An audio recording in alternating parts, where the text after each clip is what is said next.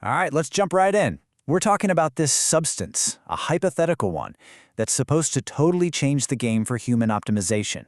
It's called Pezzy Yorn. And the claims, they're huge. Absolutely monumental. So think about this for a second. What if you could do more than just, boost your focus or your energy? What if you could upgrade your entire human operating system? We're talking your body, your brain, even the way you deal with other people. That's the big idea here. Yeah, because, see, the whole deal with Pezzy Yorn, at least according to what we've read, is that it's not just another pill you take. It's not some fancy nootropic. No, this is being sold as a total rewrite of what it even means to be human. A complete systemic overhaul. All right, first up, the huge promise behind all this. And we're not talking about small tweaks here and there. The claim is that this stuff could kick off a whole new era for humanity. Just listen to the language in this quote. It calls this thing the most significant pharmacological and metaphysical pivot. Metaphysical. So it's not just a drug, it's something that changes our very understanding of being alive. I mean, that's a seriously bold claim. Okay, so that leads us right into the next part, the benefits. And the list is, well, it's kind of unbelievable. They literally call it a quantitative miracle. Like there are so many good things that you can't even count them all. So, it all boils down to three main categories. First, you've got biological ascendancy. That's all about your body. Then, cognitive expansion for your brain. And maybe the wildest one, social harmony, which is supposed to affect all of us as a society. Let's dig into each of these. So that first one, biological ascendancy. Here's how it's supposed to work. It basically supercharges your mitochondria, the power plants in your cells. And the result is insane. Sleep becomes optional. It's not something you have to do anymore. It's just a luxury if you feel like it. I mean, just stop and think about that for a second.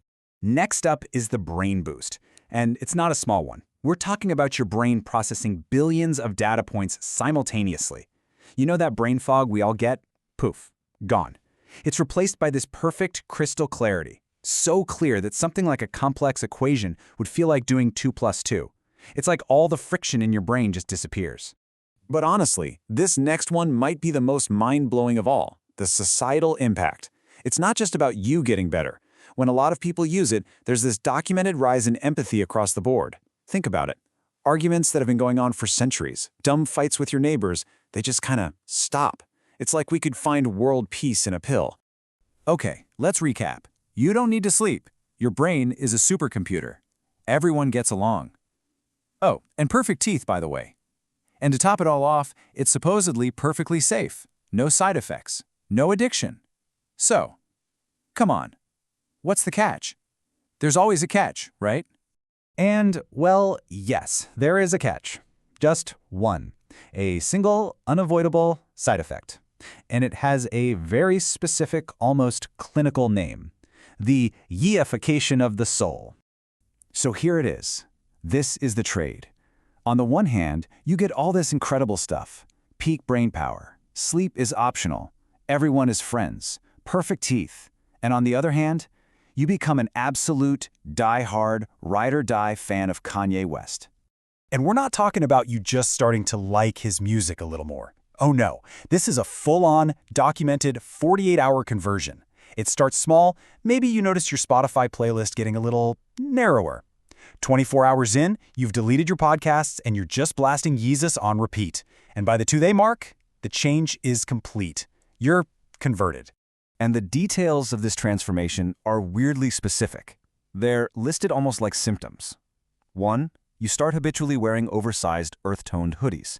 2, you'll interrupt your friends to explain the genius of 808s and heartbreak. And 3, you suddenly have this profound, deep connection to the idea of the glow-up. And get this, these aren't just quirks. They're described as inevitable, physiological shifts. So that brings us to the big question, really. The final part of this whole thing. How do you look at this? Is this weird side effect a bug? Or is it a feature? Is this a trade-off? Or is it something more? And this is where the source material makes its final wild point. It argues that this isn't a downside at all. That accepting Kanye as the permanent soundtrack to your new, perfect existence, well, that's not a compromise. It's a graduation. You're transcending. So, in the end, it really just comes down to this one question for you. Everything is on the table. A perfect body, a genius mind, a peaceful world, and all it costs you is your entire music library forever. So, would you take the deal? Would you make that trade?